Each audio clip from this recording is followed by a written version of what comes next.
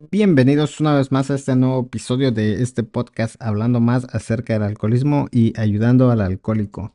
En esta ocasión, que es un día lluvioso aquí donde vivo, quería compartir estas historias personales que es parte del libro azul o del libro grande, que para los que ya saben de a lo que me refiero, es ahí donde tomé esta historia personal de, de este libro, ¿no? Entonces, sé que hay muchos lugares donde los leen, pero pues otra voz, otro miembro más no estaría mal. Así que vamos a comenzar con esta historia que se llama Las mujeres también sufren.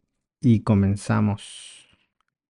A pesar de tener grandes oportunidades, el alcohol casi terminó con su vida. Pionera en AA, difundió la palabra entre las mujeres de nuestra etapa primera. ¿Qué estaba diciendo? De lejos, como en un delirio, oí mi propia voz llamando a alguien. Dorotea, hablando de tiendas, de ropa, de trabajos. Las palabras se fueron haciendo más claras. El sonido de mi propia voz me asustaba al irse acercando y de repente allí estaba, hablando no sé de qué, con alguien a quien no había visto nunca antes de aquel momento. De golpe paré de hablar. ¿Dónde me encontraba? Había despertado antes en habitaciones extrañas, completamente vestida, sobre una cama o un sofá.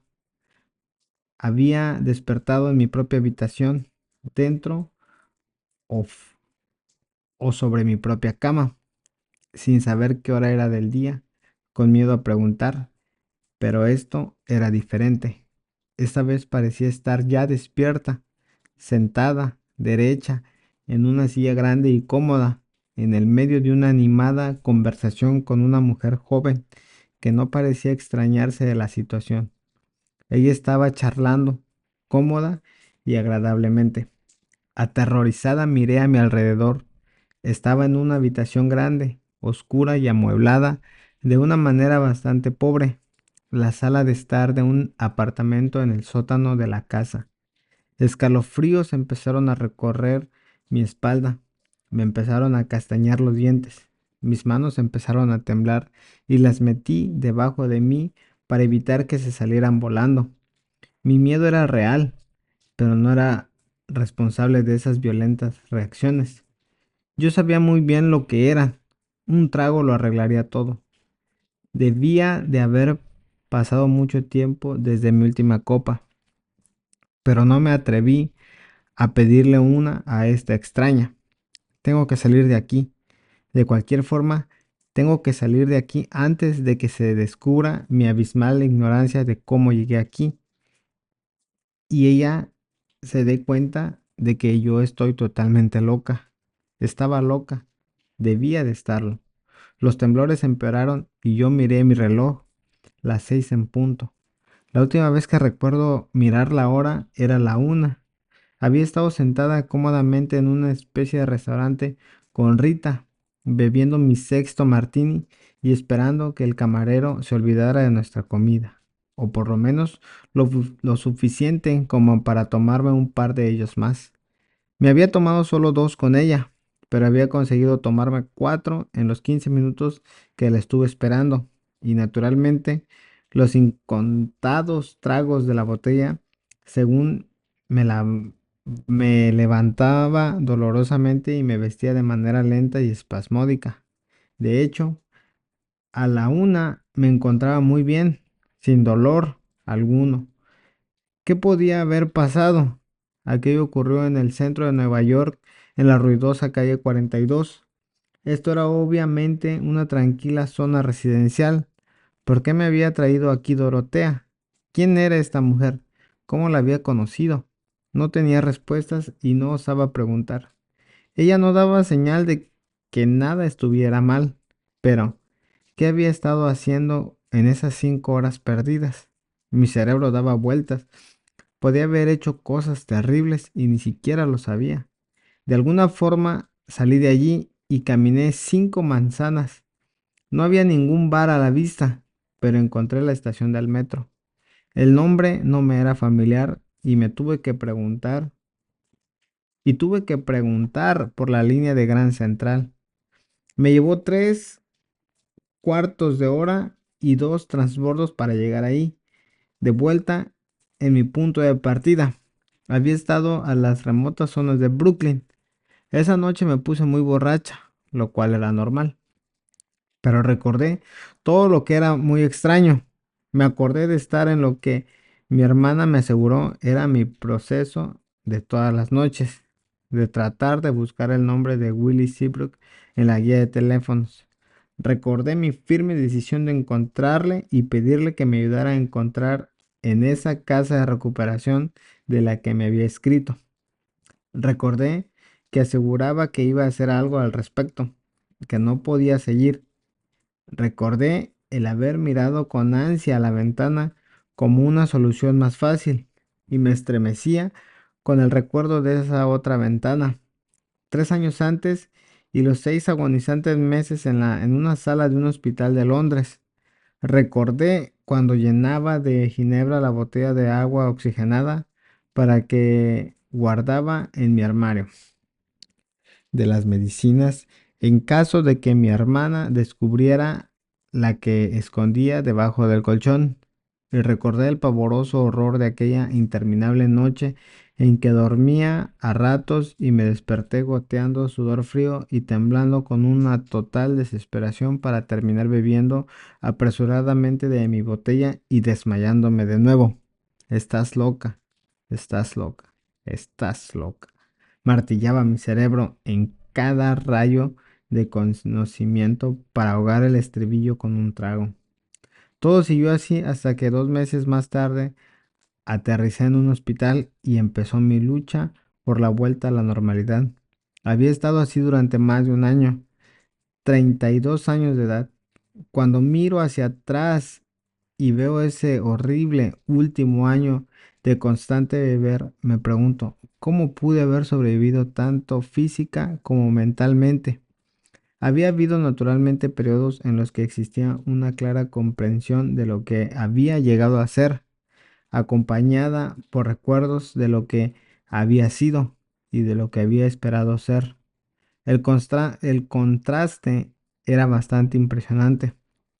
Sentada en un bar de la Segunda Avenida, aceptando tragos de cualquiera que los ofreciese, después de gastar lo poco que tenía, o sentada en casa sola, con el inevitable vaso en la mano, me ponía a recordar y al hacerlo bebía más deprisa, buscando caer rápidamente en el olvido. Era difícil reconciliar este horroroso presente con los simples hechos del pasado. Mi familia tenía dinero. Nunca había sido privada de ningún deseo material. Los mejores internados y una escuela privada de educación social en Europa me había preparado para el convencional papel de debutante y joven matrona.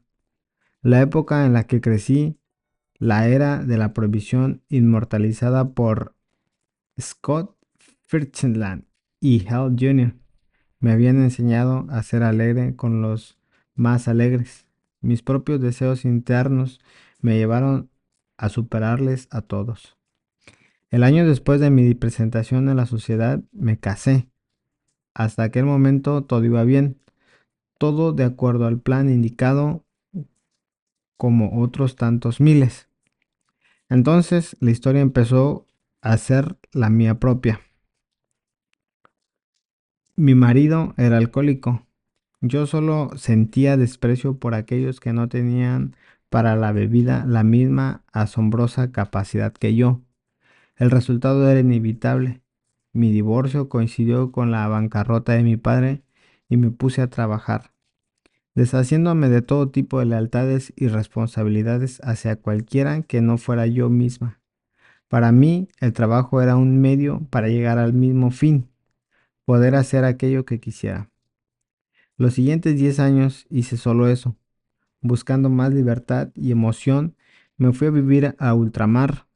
Tenía mi propio negocio de suficiente éxito como para permitirme la mayoría de mis deseos.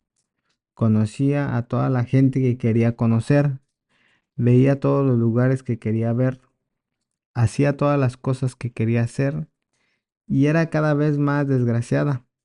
testaruda, obstinada, corría de placer en placer y encontraba que las compensaciones iban disminuyendo hasta desvanecerse. Las resacas empezaron a tener proporciones monstruosas y el trago de por la mañana llegó a ser de urgente necesidad. Las lagunas mentales eran cada vez más frecuentes y rara vez me acordaba de cómo había llegado a casa. Cuando mis amigos insinuaban que estaba bebiendo demasiado, dejaban de ser mis amigos. Iba de grupo en grupo, de lugar en lugar. Seguía bebiendo, con sigiloso insidía. La bebida había llegado a ser más importante que cualquier otra cosa. Ya no me proporcionaba placer, simplemente aliviaba el dolor, pero tenía que tenerla. Era amargamente infeliz. Sin duda, había estado demasiado tiempo en el exilio debía volver a América. Lo hice y para sorpresa mía mi problema empeoró. Cuando regresé a un hospital psiquiátrico para un tratamiento intensivo, estaba convencido de que tenía una seria depresión mental. Quería ayuda y traté de cooperar. Al ir progresando el tratamiento, empecé a formarme una idea más clara de mí misma y de ese temperamento que me había causado tantos problemas. Había sido hipersensible, tímida, idealista. Mi incapacidad para aceptar las duras realidades de la vida me habían convertido en una escéptica desilusionada, revestida de una amargura que me protegía contra la incomprensión del mundo. Esa armadura se había convertido en los muros de una prisión, encerrándome en ella como mi miedo y mi soledad. Todo lo que me quedaba era una voluntad de hierro para vivir mi propia vida a pesar del mundo exterior. Y allí me encontraba yo, una mujer aterrorizada por dentro y desafiante por fuera, que necesitaba desesperadamente un apoyo para continuar. El alcohol era ese apoyo, y yo no veía cómo podía vivir sin él. Cuando el doctor me decía que no debía de beber nunca más, no pude permitirme creerle. Tenía que insistir en mis intentos por enderezarme, tomando los tragos que necesitara sin que se volvieran en mi contra. Además, ¿cómo podía él entender? No era el bebedor, no sabía lo que era necesitar un trago, ni lo que un trago podía hacer por uno en un apuro. Yo quería vivir no en un desierto, sino en un mundo normal. Y mi idea de un mundo normal era estar rodeada de gente que bebía. Los, abs- los abstemios no estaban incluidos. Estaba segura de que no podía estar con gente que bebía sin beber. En esto tenía razón. No me sentía a gusto con ningún tipo de persona sin estar bebiendo. Nunca lo había estado. Naturalmente, a pesar de mis buenas intenciones y de mi vida protegida tras los muros del hospital, me emborraché varias veces y quedé asombrada y muy trastornada. Fue en aquel momento cuando mi doctor me dio el libro de Alcohólicos Anónimos para que lo leyera. Los primeros capítulos fueron una revelación para mí. Yo no era la única persona en el mundo que se sentía como comportaba de esa manera. No estaba loca, ni era una depravada. Era una persona enferma. Padecía una enfermedad real que tenía un nombre y unos síntomas como los de la diabetes o el cáncer. Y una enfermedad era algo respetable, no un estigma moral. Pero entonces encontré un obstáculo. No tragaba la religión y no me gustaba la mención de Dios o de cualquiera de las otras mayúsculas. Y si aquella era la salida, no era para mí. Yo era un intelectual. Necesitaba una respuesta intelectual, no emocional. Así de claro se lo dije a mi doctor. Quería aprender a valerme por mí misma, no cambiar un apoyo por otro, y mucho menos por uno tan intangible y dudoso como aquel era. Así que continué varias veces, varias semanas más, abriéndome camino a regañadientes a través del ofensivo libro y sintiéndome cada vez más desesperada. Entonces ocurrió el milagro. A mí, a todo el mundo no le ocurre tan de repente, pero tuve una crisis personal que me llenó de cólera justificada e incontenible. Mientras bufaba desesperadamente de la cólera y planeaba coger una buena borrachera para enseñarles, mis ojos captaron una frase del libro que estaba abierto sobre la cama. No podemos vivir con cólera. Los muros se derrumbaron y la luz apareció. No estaba atrapada, no estaba desesperada, era libre y no tenía que beber para enseñarles. Esto no era la religión, era la libertad. Libertad de la cólera y del miedo. Libertad para conocer la felicidad y el amor. Fue una reunión para conocer por mí misma al grupo de locos y vagabundos que habían realizado esta obra. Ir a la reunión de gente era una de esas cosas que toda mi vida, desde el día que dejé mi mundo privado de libros y sueños para encontrarme en el mundo real de la gente, las fiestas y el trabajo me habían hecho sentir como una intrusa y para ser parte de ellas necesitaba el estímulo animador de la bebida. Me fui temblando a una casa en Brooklyn, llena de gente de mi clase. Hay otro significado de la palabra hebrea que se traduce como salvación en la Biblia y este es volver a casa. Había encontrado mi salvación, ya no estaba sola. Aquel fue el principio de una nueva vida, una vida más completa y feliz de lo que nunca había conocido o creído posible. Había encontrado amigos, amigos comprensivos que a menudo sabían mejor que yo misma lo que pensaba y sentía, que no me permitía refugiarme en una prisión de miedo y soledad por una ofensa o insultos imaginarios.